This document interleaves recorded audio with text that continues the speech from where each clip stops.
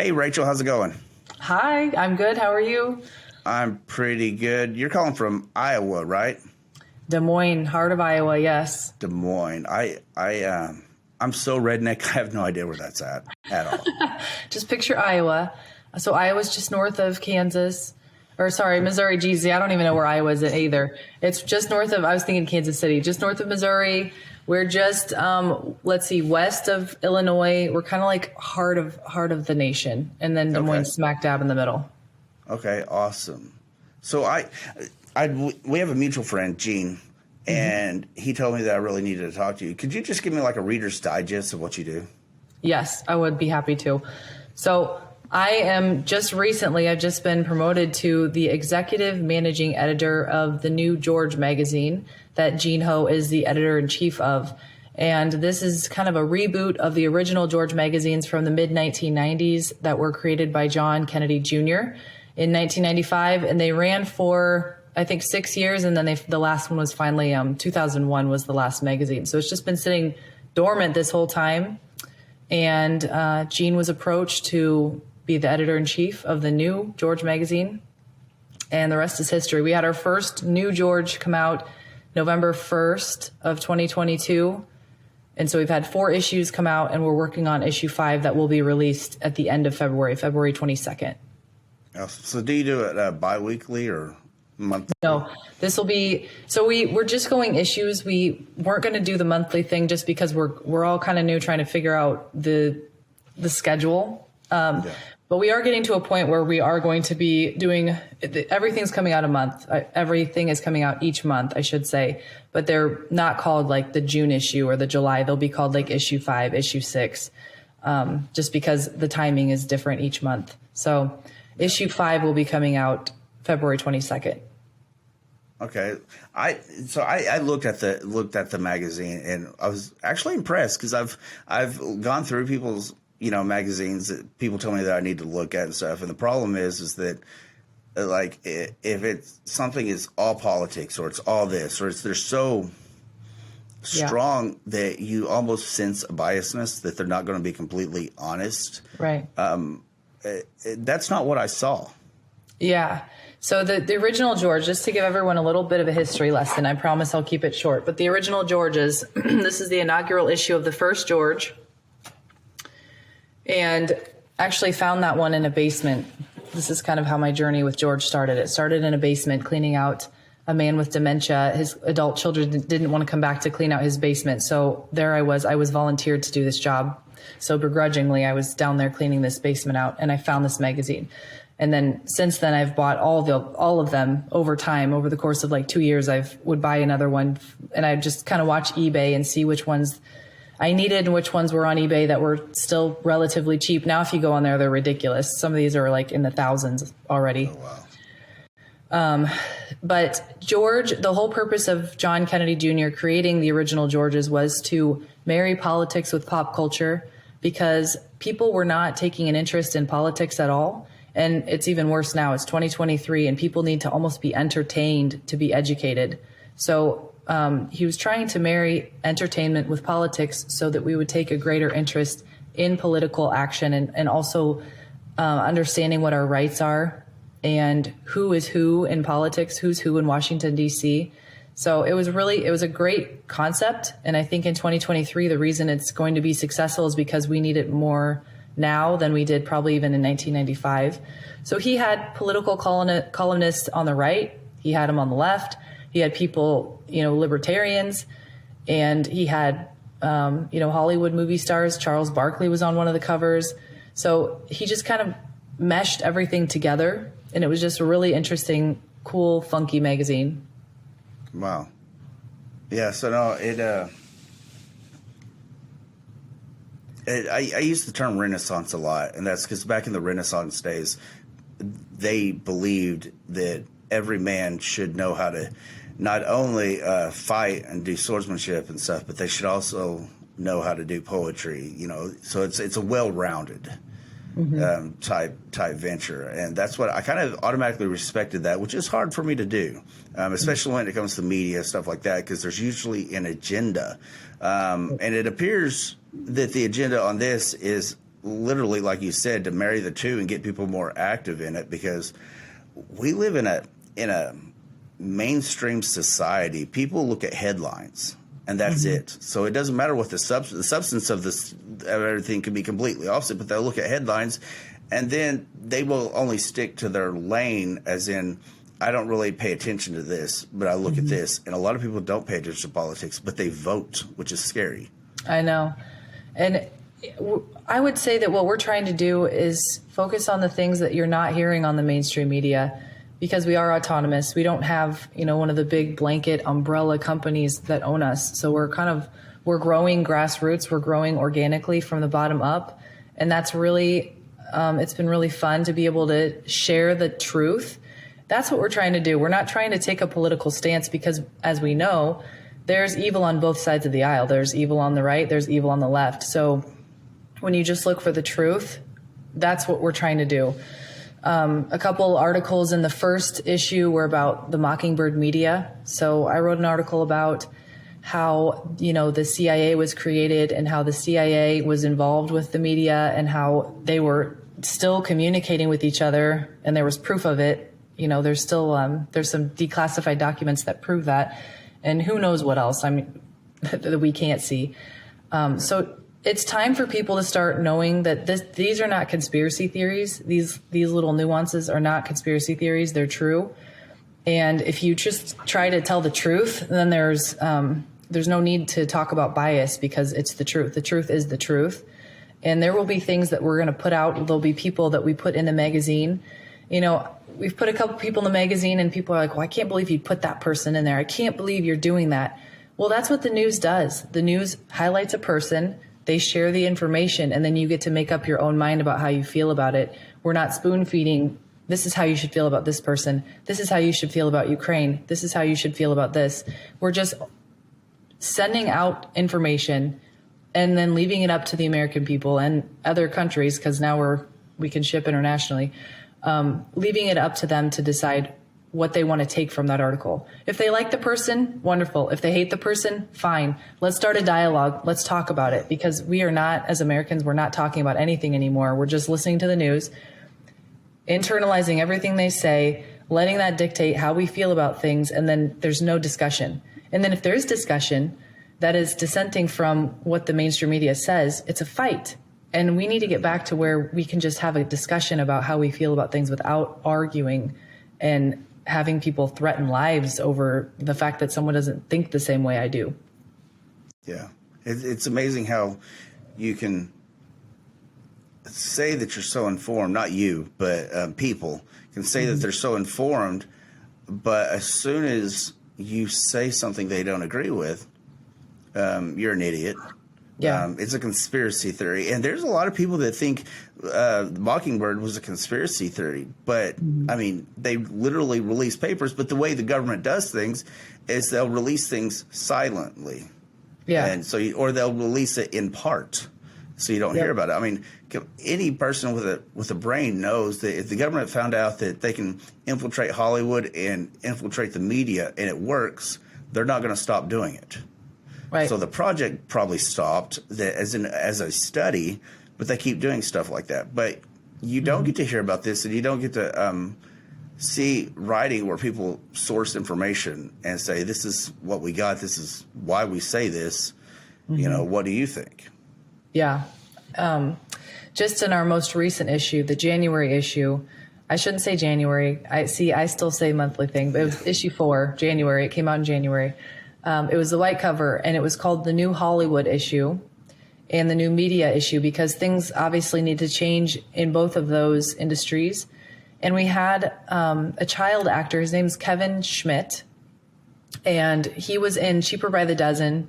He was in a bunch of movies. He was on Young and the Restless too, but he had a nice steady career in Hollywood, and he graciously let us publish a prologue to a book that he's working on. And it basically talks about how he started in Wichita, Kansas.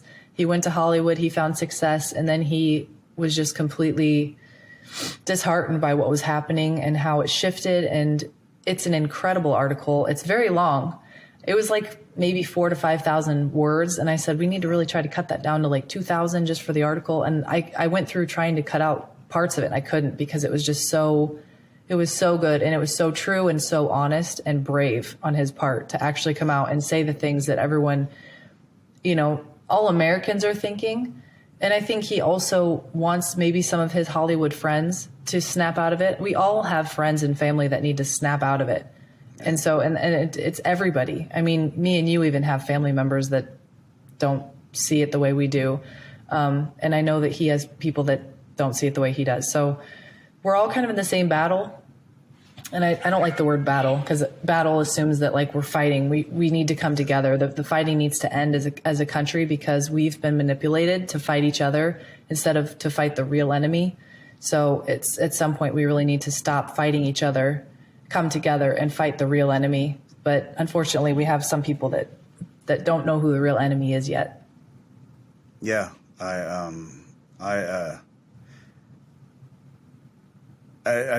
said this the other day, but a lot of people will have their presumptions because of things that they see, like in the media, and so they get a stereotype. And don't get me wrong, stereotypes aren't all bad. There's a reason why we call them stereotypes. But unfortunately, with the media and Hollywood, they created the stereotype. It's not even the reality. You know, there's a study that said that asked people how many percentage of Americans today think are gay, how many percentage they think they're transgender, stuff like that. People actually believe that almost 40% of America is gay, and it's less than 2%. You know, but they get this idea and they stick with it, and you know, and they think this small group represents this and this, and they don't understand we have a mixed idea of representation. We don't. We're not actually represented. Nobody is. And I've even said that, like, in the, you know, in the Christians. You know, I wasn't a Christian for the longest time because I thought Christians represented Jesus. And honestly, they don't. No. You know, it's just like the Americans are not represented by our government. We are not the same. Yeah, you know, that's an interesting way of putting it. That's makes it just kind of a different visual, you know. And it's true, because you look at other countries and you think, I'm not going to mention names, but there's other countries where you think those poor citizens, they don't even know what their government's doing to them. They don't even know how censored they are. I remember thinking this like before 2020. And then all of a sudden 2020 happens and you realize, oh my gosh, we are the same way. We don't even know what's being done. We don't even know what our government's doing to us behind closed doors. It's saddening. And I think a lot of people can't handle the fact that there's that much evil in the world. And so they just would prefer not to know about it, unfortunately. Life is a lot less stressful when you don't watch the news and you don't know much about politics. And I can empathize with people that say, I don't pay attention to politics, because it's very stressful. But then people need to also not vote. Yeah. I remember the 90s, and I'm sure you do too, where people said rock the vote. I'm assuming you're probably younger than me. Not much. But, you know, in the 90s, people said, go rock the vote. And they'd have these huge advertisement campaigns going on. And they even told you, vote, even if you don't know anything about anything, just vote anyway. That is insane. And what it's actually saying is whoever has the biggest and best advertisement wins. And on paper, Democrats, yeah, it looks wonderful. Everybody, you know, we love everybody. We this and that, you know, we're all going to get along and sing kumbaya and we all coexist. But the reality is the world's not perfect, and we can't coexist as long as one hates the other and they're physically attacking them. Yeah. You know, it's and so true. But, you know, and I thought all Christians hated gay people and all this, and you couldn't cuss and stuff like that. And there's over 34,000 denominations of Christianity, and they all think differently, including the people that go to them denominations all think differently. You can only judge people by that person. Martin Luther King was very, very wise about that and said, don't judge a man by the color of his skin, by his politics, or anything, judging by the content of his character. And, you know, and we do need magazines that say it. And yes, I am a conservative, but I think we should be looking. I have a belief system. It comes back from being a cop and being a detective and searching things, is that I follow the evidence not to prove that I'm right and not to prove that I'm wrong, but you just follow the evidence and see where it goes. And on that same note, I also believe that I'm always willing to be wrong. Mm-hmm. And most people don't want to be wrong because you're shaking their foundation of who they are. Yeah, because people have married their entire being into their political party because they think that the political party that they're a part of is the right one. And it's, it's the party of peace. And they're so married into it that they can't take a step back and say, holy cow, by hating fascism so much, I am becoming a fascist. They can't understand that. They can't take a step back and see that. And that's where things get really dangerous. It's really an interesting time in history right now. And there have been articles that I've received for the new George that I have had to edit out because, someone might have said something like those crazy leftists. Yeah. That's not going to bring us together. That's okay that author feels that way or that writer feels that way. But in George, our goal is not to name call. My goal is to look at these articles and say, okay, is this going to make America want to come together or is this going to push us farther apart? And if the answer is that it's going to push us farther apart, I must, change the words and change it to like society, or because we need more now than ever to come together. And we also have seen what America looks like with taking God out of everything. And it's not very pretty. So we're taking, I know in George, John Kennedy had an interview with Mother Teresa, and he did talk about religion from time to time. It wasn't a central focus. We are trying to bring, more God-focused things, that God is real. We're trying to get the evil, this looming evilness of our country. We're trying to take that part out. That's the first part. Like, let's get rid of that. And let's start infusing God back into the schools and back into our lives and see what happens. Because the way that we're going right now is just not good. Yeah, no, 100%. They, and I to point what you were saying, that, even I catch myself saying them crazy leftists, the far leftists. Usually I said Democrats or liberals, and then I transferred to say leftists because I've met some Democrats that were good people. Yeah, exactly. And now the more intelligent I get about people and pay attention instead of just hating, the more I realize, one, I don't know the way they grew up. I don't know if I grew up the way they did, I would probably be a leftist also. I would probably be a Muslim if I grew up in Pakistan. You can't hate people based on what they believe because you don't know how they got to where they are. All you can do is explain who you are, but not in a way trying to convert somebody to believe the way you do, but so they could have understanding. As the same way when you listen to the other person, listen for understanding, not listen to be right. And to say, here's the thing, this is why I'm the right one and you're the wrong one and you're just an idiot. You can think somebody's an idiot. I do it all the time. But don't make them feel like they're an idiot or anything. I mean, if they want to feel like they're an idiot, it's because they realize what they said and what they did. It's not because you called them that. Because once you start name calling, they get defensive, and it doesn't matter how right you are. They're going to hold on to what they said because they don't want to feel stupid. Right. And I feel like there's different levels too of people, there's people who just, and I'll admit I was probably like this for some time in my life. I'm like, I'm going to vote Democrat because that's what, I learned in college to do. And Barack Obama seems like a really good choice because he's going to help with this healthcare problem that we have. And it sounds like a great idea. So you have people like that have very good intentions, and they just don't do their homework. They don't do their research.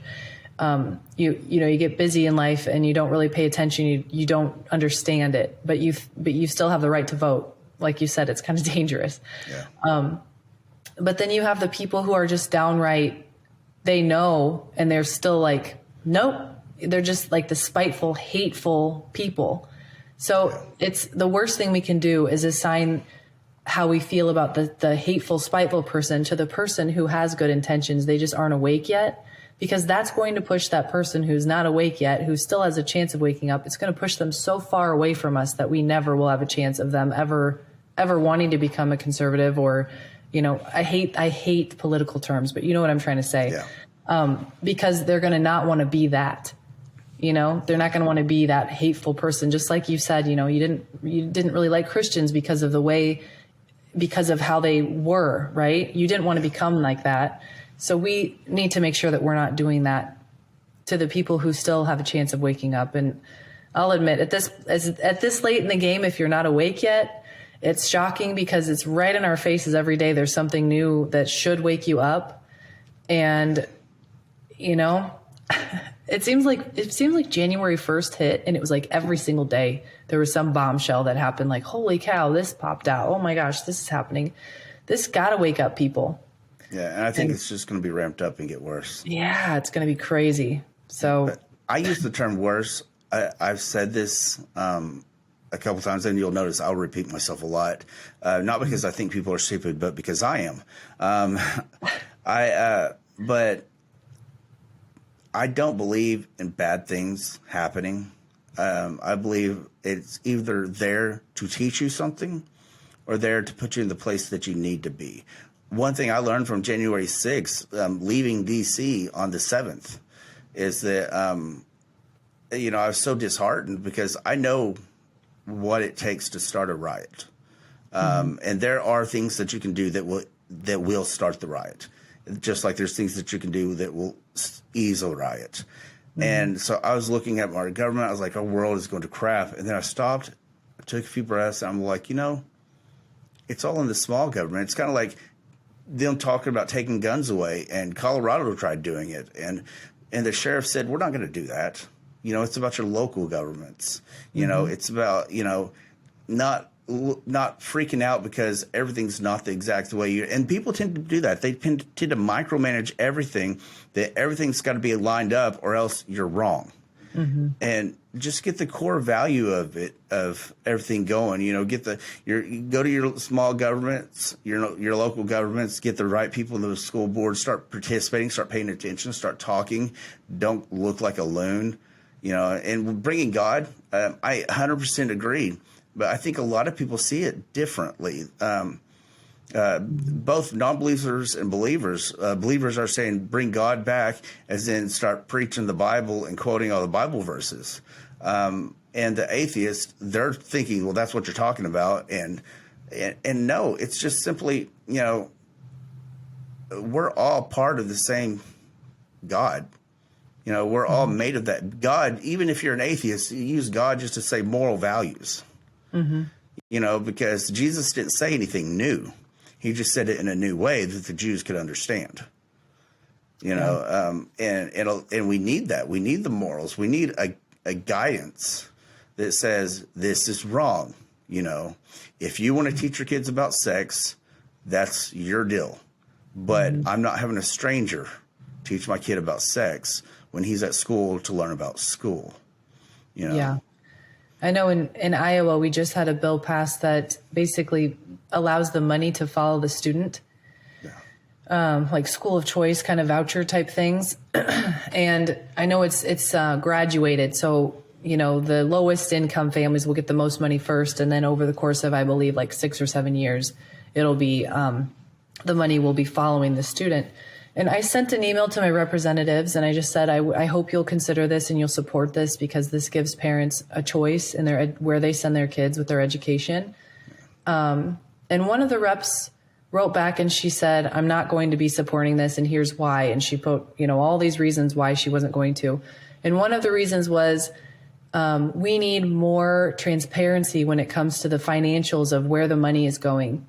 And I replied back, I totally disagree with everything you said. And I think transparency is a great word, because we need transparency with the education that you're teaching, the things you're teaching our children, the books that are in our libraries, these things that we don't know, this wokeness, all of these things across, not just in Iowa, but across the country. So if you're going to use the transparency argument when it comes to the financials, let's put that towards like what you're teaching the kids too. And she wrote back, I appreciate you responding. She was very kind, and it was cordial. And I just said, I strongly urge you to reconsider your position on this. And, I'm glad it passed. Yeah. I know there's things there's still hurdles that need to be worked out, but I think this is a step in the right direction. I'm not saying it's going to be perfect right out the chute, but I think it's a step in the right direction. Yeah. There's a saying, which I had an old co-host that never heard it before and thought it was dumb, but it's not. It's most people have heard the saying, how do you eat an elephant? One bite at a time. One bite at a time. Yep. And that's what you got to do. You got to start with small steps, but it also can tell you, these small things can tell you where the politics and government's leading and where people are going. Trump had signed an executive order called the 1776 Act. I believe that's what it was called. And it was basically mandating that schools teach about our founding fathers and, what happened in 1776. Mm-hmm. And the very first day of Biden coming into office, he canceled that act. Why would you do that? Why would you not want people to find that out? Mm-hmm. Well, I have a shirt, like I'm wearing it right now. It says, pray like it's 1776. There's two common things that get asked. What happened in 1776? And it's not just young people. I have older people asking me that too. And then there's a lot of people that know, but then they'll say, well, shouldn't it be 1775? I'm like, we didn't become a country in 1776. People actually think we became a country in 1776. Mm-hmm. And I've talked to kids that believe that we became a country like in the early 1900s, late 1800s. Oh. It's just they're not being taught anything. They don't know anything except what the teacher tells them. I remember I wanted to learn about the Civil War. I didn't learn anything about the Civil War. Our pre-Civil War history taught all the way up to right before the Civil War. And our post-Civil War history taught right above the Civil War and further. They skip that out. They don't want people learning that. And now I hear they don't even teach about the Holocaust anymore. Wow, really? Yeah, and I know people that don't. There's a lot of people that don't believe the Holocaust even happened. That's kind of crazy. It's nuts. But if every generation. Every history, every civilization is in danger of losing everything. There is a period pre-biblical times. I say biblical times, pre-Jesus times, that they lost like 126 years of history. And at that time, this civilization, they say there was a huge, there was evidence of meteor showers and stuff, and it kind of destroyed the civilization as a whole. But there are still people around. Well, for 126 years, they never gathered up together, and so by the time they get together, they don't know anything about before that. A lot of our history, how we found tools like in Egypt and stuff like that, and they created this. We couldn't even figure or understand a lot of the pottery or anything until the industrial age, because we hadn't even gotten to the area that we understood industrial tools. History gets lost, and it can be lost. All you got to do is not teach it. Right. You don't teach it, and after a generation, people forget it ever happened. Look at in China, I always pronounce it wrong. Tiananmen Square. Is that how you pronounce it? Where the Chinese man stood in front of the tank. There's a video of it, and he was by himself holding groceries, and he would not get out of the way of the tank. Well, they ended up killing a huge amount of people there, innocent people that were protesting. Did you know the Chinese people today don't know that ever happened? They have no idea. That happened in the early 90s. That's crazy. I believe it was the early 90s. But that's the way history is being taught. And so always be careful when somebody is saying, let's not teach this. Mm-hmm. Or manipulate it. That's the thing, too. It's let's teach history. But then think if one side got the history and said, okay, let's teach the history. And they teach just parts of it. Just let's teach about Barack Obama, but let's not teach about this person or that person. Yeah.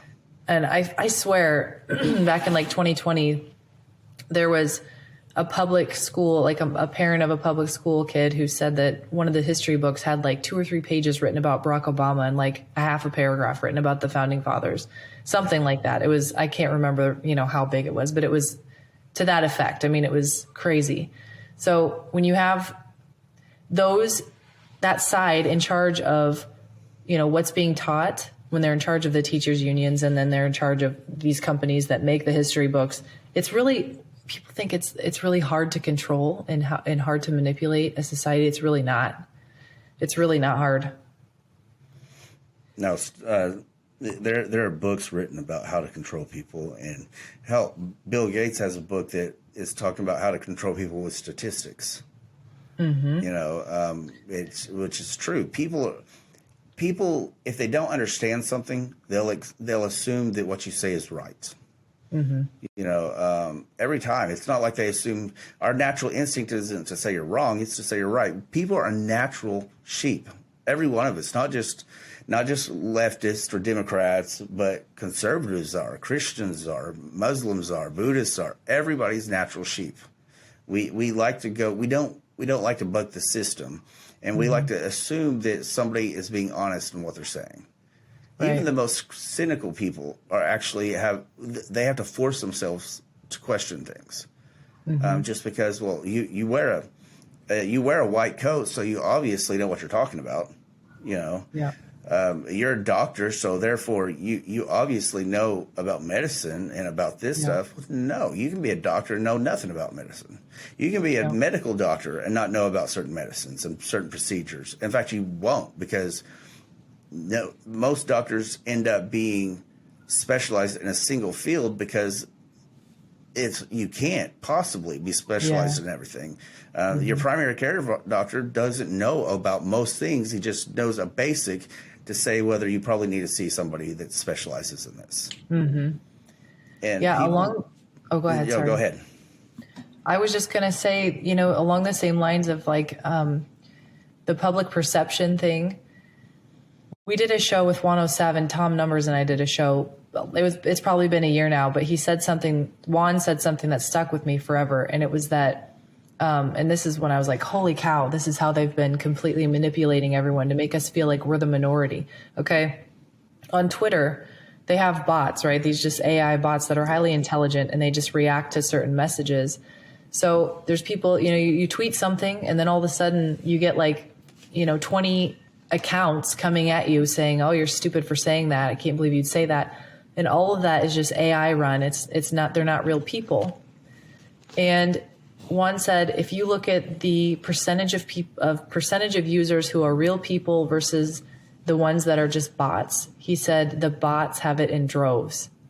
Yeah. So this, Elon Musk getting control of Twitter and exposing all of this is huge, because I know people who literally they're on Twitter all day long, and they would say stuff like, you are the minority. I can't believe that you would ever, you realize that no one else feels the same way you do.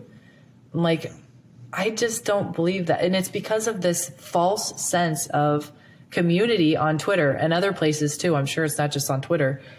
But people have to realize how effective that can be in shaping public perception when you have 100,000 bots out there always behind your back. I wish I had 100,000 bots behind me telling, every time I posted something that would just go after the people that tried to, come at me. But it's not healthy. So at what point is technology a bad thing? I feel like we're getting close to that. Okay, we need to back off the social media, the technology, and let's just have real conversations again with people that are actually around us. Yeah, we're de-evolving. Yeah, seems like we're becoming dumber. And science has actually proved it. They say our brain is actually 15% smaller than it was 100 years ago. Oh man, it's shrinking. The men's testosterone is half what it used to be. Mm-hmm. Mm-hmm. I mean, it's nuts that we're going the wrong direction, and we're depending on computers and everything to do everything. Heck, I hate self-checkouts. And the reason being is simply because, it's easy to say, well, I don't get paid enough to do my own work. But honestly, it's because it's taking away jobs. And it's funny, these cashiers aren't upset about it. I'm like, you do realize that this is making it harder for you to get paid. They don't have to pay you as much because they can get a computer to do it for free. It's just we've allowed technology to do our bidding, to do everything for us. I mean, we're going to be ran out of jobs and everything because, heck, now you can have AI write your news reports for you, and nobody will be able to know the difference between the AI doing it and the actual person writing the report. I mean, that means that a robot, or what we'd say a robot, a computer program, is determining what's in our media. Yeah. That doesn't seem scary at all. It's all just, I'm ready for whatever's coming. I'm ready for it. I think everyone is like, okay, at what point does this become the law of diminishing returns where we're all getting antsy and everything? But, and I'll admit it. There were times when I feel angry too, like, okay, let's get on with it. There's people that are, losing their homes. There's people that are getting divorced. There's people that are, literally dying from decisions they've made. But this is like decades in the making. This whole ordeal is decades in the making. We have to remember that it's not going to be solved overnight or within a matter of 2 years or 3 years, and this might continue on for a while. So it's like you have to almost take yourself out of the game, take a break, take a breather, get a drink of water, and then come back in when you're ready again. But it does get hard from time to time. But yeah, and unfortunately, people take for granted America. We are actually, everybody in America is the 1% of the world. We make the top 1% in salaries of everybody in the world. And that's my salary, which is horrible. And I'm like, but it's still more than, that's why I can get something done overseas for $5 when it would cost me $500 here easily. And I've had a lot of people ask me, when do I think that we'll finally start standing up? And unfortunately, we're going to be the last remaining because we have the most to lose, and we've got to get down to the point they're at, where they're in the streets fighting. They're in Venezuela, Brazil, when they go and start protesting, because we've got to have decent, normal people, I say that very loosely, get punched in the face. They end up getting boots to the ground, and then they're like, okay, now we got to do something because I've lost everything. I think January 6th has really taken its toll on people's, desire to want to peacefully protest because of what happened to all the people at J6 that were just there peacefully protesting and what happened to them. You got people in horrific, J6, the jail down there. And then you have people, I know of somebody just around here, a gal's grandmother just got arrested 2 years later, 2 years after J6. She was there to pray. So these people are not domestic terrorists. They're not insurrectionists, but that's what the media had made them out to be. It's like, if the media tells you something, then that has to be true, right? Yeah. And like you said, before we even got on air, you were talking about how people say, oh, the media lies, but then they still believe it when it comes to certain aspects of it. You're like, well, you just said that media lies, but then why are you believing this lie? Well, that's not a lie. Okay, well then at what point, where's the line? When are they truthful and when are they not? Lie? What was that? I said, what determines a lie to you? Exactly. Yeah. A lot of people don't understand that the whole reason that they were able to do, I say they as in the government, Nancy Pelosi and her goons were able to do what they did, was because of 9/11, the Patriot Act. You've heard the expression, don't ever let a good catastrophe go to waste. Yep. Well, they used that to create the Patriot Act to stop terrorists and insurrectionists. And so they put it in the wording that if you are accused of terrorism, insurrection, or anything like that, taking over the government, that you now do not fall under the Constitution and you can be held without due process. And that's exactly what they did. That's why they keep on saying the word insurrectionists, because we are naturally stupid. We're naturally sheeple. We fall for things. How many people do you know, how many conservatives do you know that will talk about our democracy? We've never been a democracy. Yeah. We're not a democracy. You know, but yet it's been said so much, people will use that word. We need to protect the democracy. No, we don't. We need to protect our constitutional republic. I mean, it's in our our national anthem. Yeah. We're a republic. Maybe that's done by design. You know, they repeat certain things over and over again until it just becomes like, oh, that's the new truth. That's what the news does. They repeat the same thing over and over again to where it becomes the truth. Maybe that's what the democracy, so whoever created that phrase, that's what they were trying to do. Yeah. And 100%. I mean, that's the word conspiracy theory was created by the government because they wanted to get people that were saying JFK was assassinated by the government, by the CIA. You know, they were trying to get them to be discredited. So they started using the word conspiracy theory. And so you seem like you wore a aluminum hat, you know, and thought the sky was falling, you know, while your cousin cheated on, you know, your other cousin with Bigfoot. I mean, they want people like that. That's what you think of when you think conspiracy theory. I mean, remember when people were asking about Obama's birth certificate, which, by the way, is a constitutional thing. You have to be born in the United States. And so we questioned it, which most people, like I've been questioned, and I'm not running for president, but as a police officer, they're like, we want your birth certificate, even though I don't have to be born here. But what they did was they started calling people birthers. Oh, you're a birther, you know. But then they asked for Trump's, you know, they don't play the same rules. It should be played. If they ask for Trump's taxes, which is not constitutionally ordained. You know, you don't have to get your taxes up. Nobody said that, but now you do, because we believe that we're a democracy, so majority rules, and they made the majority is actually whatever the media says the majority is, and so the judges go by what the media says the majority is. Well, most people want to know, so here you have to give us your taxes. Yeah, I'm like, it's just, why don't we? You know, like just he did that on purpose, though. Don't you feel like he kind of baited them to do that? Like, hey. I don't want to give up my taxes because you might find something, knowing all along they weren't going to. But now that they wanted his taxes, now he opened up the door to go after other people's taxes. I think he's like the master. He's just a master, like, you know, game strategy. He knows what he's doing. Oh yeah, he's a chess player. He thinks way advanced, and you know, people think he's dumb, which honestly, that's not a bad thing. I believe that he wants people to think that he's dumb. Oh yeah, that's the art of war. Appear weak when you're strong. Yeah, I paid really close attention to him. I saw him in Tulsa, and I was watching him behind the scenes and everything. And then I watched him when he's on camera, and then I also watched him. You know, I watched him at the rally when he was on camera, when he's at a press conference, and when he's actually in a roundtable discussion with, trying to solve a problem with bipartisan people that's not there for a political reason. It's for business and stuff. And I found he is a different person depending where he's at, which is smart.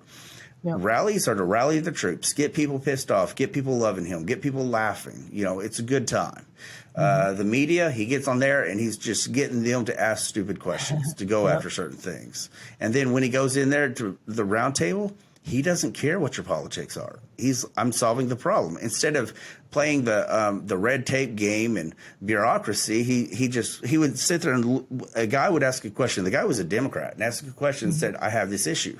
And he stops. He turns to a guy that has control over that issue. He said, can we do this? Yes, it's done. Fix the problem right there. Instead, he said, yeah, we'll look into it. You know, so I get a lot of respect because of the way he did things, because he knew to play the game. Yeah. It takes, I don't know, I can't think of any other man who would have been able to handle what he handled in such a way. And he gets so much hate. And it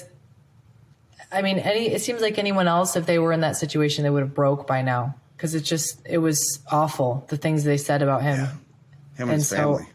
Yeah, and his family. And it's like his poor wife, Melania, like, she didn't deserve any. she's just his wife, she's just supporting him, and it's crazy. I commend him so much, because I literally don't know another person who could have handled what he did in such a way too, in like the perfect way, with all this strategy, experience, the experience of having like a strategy and, okay, well, if they do this, I'm going to do this, and actually knowing what move should come next. And sticking with it without getting emotional. Exactly. Have you noticed that, I've noticed throughout the presidency, of course, I can only go as far as Reagan, but the way they look at the beginning of the presidency, when they get out, they always look 20 years older, Yeah. except Trump. Trump doesn't look older at all. Nope. He looks the same age as he did before he started. And yet he had more troubles than I've seen any president have. Mm-hmm. And I've heard he sleeps. I think doesn't he sleep like 4 hours a night or something crazy like that? Yeah, constantly. He is a workaholic, and he's very structured. He doesn't drink alcohol. He doesn't smoke cigarettes or anything, or cigars. He's very conscientious, very structured by his lifestyle. Mm-hmm. And everybody respected him and looked up to him until he ran for president. Yeah. And that says something. You don't change because you're running for something. I know. You shouldn't change because we're running something. Your past, you definitely does not change just because you ran for something. But now people are listening to like Al Sharpton. I mean, I was watching him on. They were at the funeral or something like that with the 5 officers that killed that person. Who, by the way, they were hired through the city and not hired through the standard police practices. So they got to bypass everything that would have vetted them out. And then they end up killing somebody. But Al Sharpton is there. It's like, I went through this course called Interview and Interrogation. It was a course basically teaching me how to, know whether you're lying or not. Well, later on, I went through another course, an advanced course, and it's called Street Crimes. Well, the guy teaching it worked undercover for, certain, alphabet agencies. Yep. And he brings up a video, and since then, it's actually become public, but it's still not that widespread, of this gentleman talking about bringing boatloads of cocaine into New York. It was Al Sharpton.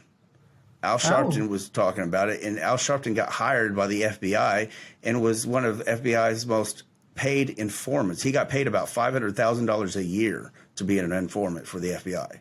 And yet we're listening to this guy? I mean, and that's America. There's going to be so many instances where the people we thought were good or our heroes or something along those lines, there's going to be things that come out about them that aren't true, and vice versa. Maybe there's things about people that we think are, that we thought were bad or that were compromised that actually they were playing for us the whole time. I don't know. It's going to be really interesting just to see how this all plays out. And to get back to like George and trying to be, tell the full story. What I've noticed, and I tell people, because people will not admit that Trump did anything good. I'm like, listen, nobody is all bad and all good. Mm-hmm. I didn't like Obama at all. I thought he was a snake, and he was raised communist. It's literally raised communist, but he even did good things. And I admitted when he did something good. I'm like, that was a smart deal. I think, I applaud that, but people aren't that way. They're way this far or way that far. And I'm like, really, life is somewhere in the middle. Some things in life are extreme. Yeah. But some things are just in the middle. And, it's like I try to talk to my friends that are very, very abolitionists for abortion. And I understand and I feel for their plight. But they will get mad if a governor doesn't vote to completely abolish everything about abortion. And, like they got mad about Texas doing the heart bill. They said that whenever the heart is present, therefore you cannot have an abortion. They got mad about that. I'm like, you can't win everything from the get-go.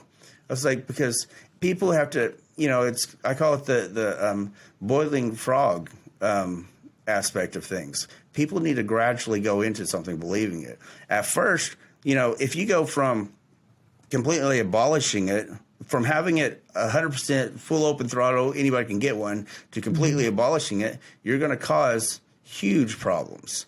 But if you just slowly just start chipping away little parts, by the time you get to completely abolishing it, it's not a big deal, because everything else was already. That's how we ended up where we're at now. Exactly. They did it the opposite way. It was just baby steps over the course of decades, and here we are. And it's the same thing. And that's what people need to realize. It's not going to be solved in 2 years' time when this has been done to us over decades. So I think that's right. We know we're where we want to go. We know what the goal is. It's just getting there slowly so that we don't freak out everyone or, take a whole side off. Yeah. I mean, look at the Roe versus Wade. All of a sudden people started saying, oh, they took away all their rights and they did this and that. And I'm like, no. You don't actually know what the Supreme Court job is. The Supreme Court job isn't about rights or not rights. And while they did was say, you know what, it's not a federal issue. It's a state rights issue. That's all they did. If you want to get an abortion, go to California. Yeah, I know. They still think it's okay. But then again, it's just the education of the government, politics, all of that. And people, it's not a very sexy subject. A lot of people don't really care. So we have to make it entertaining in some way, shape, or form. And that's what George was set out to do in 1995. And that's what we're going to try to do again. Just share the truth and share different perspectives and let people come to their own conclusions rather than being spoon-fed. Here's what you should believe and here's why. And then if you go to every channel, they all say the same thing. Then you go on social media and that all says the same thing. Then you watch a sports game and that says the same thing. When do people wake up and they say, wait a second, like everything is saying the same thing? When does it get, when do people become skeptical of the messaging that they're getting inundated with on all fronts? Yeah, exactly. I mean, and I strongly appreciate magazines. I guess, do people call stuff like that magazines still? Yeah, so we have a physical magazine that people can order and have sent to their house, just like a traditional magazine. And we also have an online flip book that's free. So if people don't want to spend the money, that's totally fine.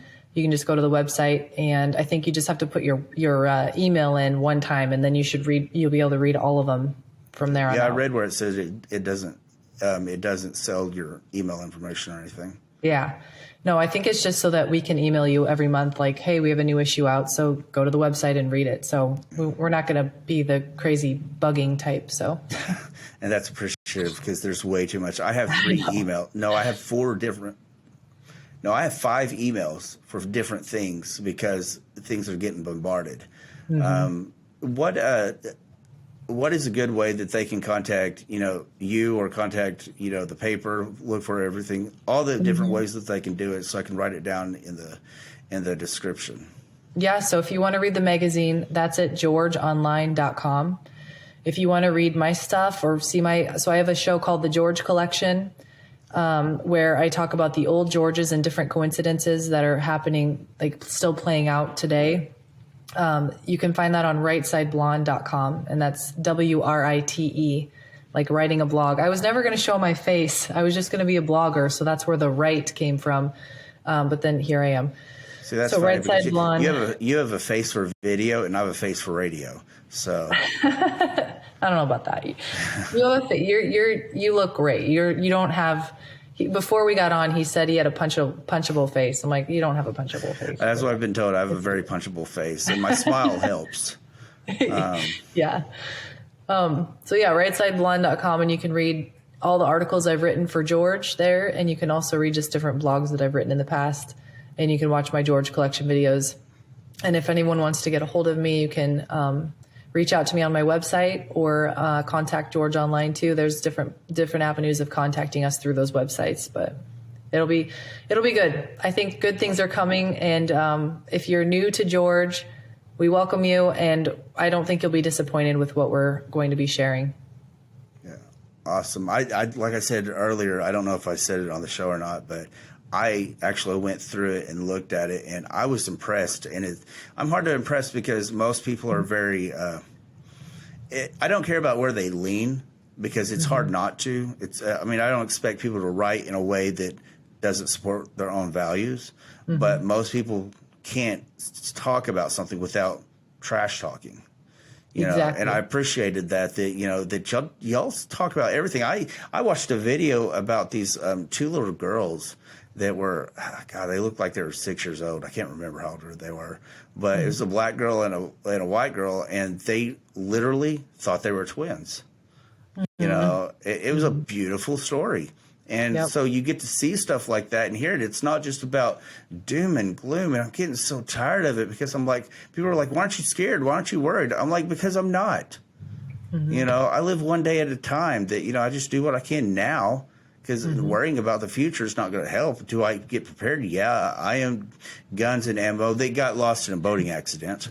Yeah, all of them. But all of them. Every single bullet I have. It's just crazy. I think I lost my neighbors too.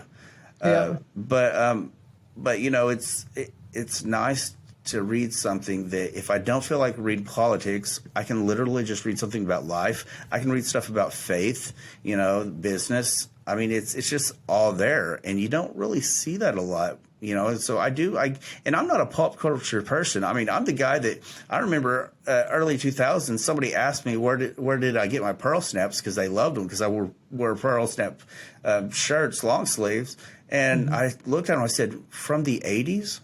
I mean, you know, it's just, I don't do pop culture. I just, you know, my style comes in style every 20, 30 years. Yeah. You know, Just but keep it. I just keep it. It's, you know, it's like a clock. It's right twice. Yeah. But I really appreciated the honesty and the vocabulary, the well-roundedness, that it was just, it spoke about everything, and everybody does have something. And I know it seems like I'm trying to sell. I swear I'm not being endorsed by George, but I was impressed. And I've read a lot of online magazines that I don't read anymore, because I read them once. I'm like, well, this sucks. So, you know, I feel less than I did before. So I don't feel as good of a person as I did before I read it. And I think anything you read should make you a better person. Yeah, right. That's our goal. Our goal is to not be one-sided. It's clear we all probably are more conservative, obviously, than anything. But again, we hate these terms because we know that both sides have corruption in them. So we're not saying that one side is better than the other, but we do need to just bring the country back together with facts. The truth is the truth. Yeah. It's not right. It's not left. It's the truth. And we need to just get the truth out there. Well, I certainly appreciate it, Rachel. And this is our first time speaking other than shortly in email form. And I text like I'm 90 years old and type like I'm 90 years old. So it's, you know, I talk a lot though. So I'll make up for it. But I do appreciate it. Hopefully I can have you back on later to see where we go, like 6 months or a year, to see where it's progressed. Because I'm excited. I think it's going to grow fast. As soon as people hear about you, they're just it's a no-brainer. Yeah, it'll be good. I think and when you have Gene on your show, he'll fill you in on kind of his role as the editor-in-chief too, and he is a great editor-in-chief. He's got the passion and the desire and the vision for George that I think George really needs right now. So I think your audience will like Gene too. Yeah, meeting Gene, one thing I noticed is he has a very, this is going to sound horrible coming from me, but a very sweet demeanor. Yes, he is the nicest, most non-confrontational, he's just Gene, you know. Yeah, I feel like you gotta love him. I don't want to raise my voice too much around him, because I don't want to. Because again, I have the resting "I'm going to kill you" face. I don't want to think that I'm getting controversial or aggressing or anything, because he's that guy that you just want to say, hey, you want a cup of tea? Yeah. You know? But I'll tell him that. Anyway, I gave him one of my shirts. He probably doesn't even remember it, because this is before I started my podcast. It was at the very first event. It wasn't called Reawaken Tour. It was called the Health and Freedom Conference. And I ran into him and I gave him my shirt that says Jesus is a badass, nice. Because he was talking about he just became a Christian, and he spoke like a normal person, which I appreciate. And so it's like, I don't know if he'll wear this, because he has his own style, but at least he'll own it, you know? Yeah. But anyway, I'm going to go ahead and let you go. Stay in touch. You know, I will, I'll get a hold of you in 6 months or a year or something. And, perfect. You know, we'll do this again. When we get off, if you'll not close your computer for just like a couple of minutes, Yep, and I'll then do close that. it. I learned very hard that if I don't do that, I've had shows that I'm like, it's going to take, it's not going to even come back. So I had a 3-hour show with somebody that was bigger, and they just left, and it said could not upload. I'm like, what? And so it took me a long time to realize, because I don't want to call them back and say, hey, would you mind logging back in? Yeah. It was like, why? But it eventually will upload everything, but I'd rather it do it quickly. But again, I really did. I enjoyed this, and I'll talk to you later. Yeah, that sounds good. Thank you for sticking around till the end. Hopefully, I left you either enlightened, lightened, or moved by the experience. If you enjoyed what you saw, could you hit that like and subscribe button right there? And if you didn't, could you still hit that like and subscribe button right there so somebody else has the opportunity to not like what they saw? Thank you.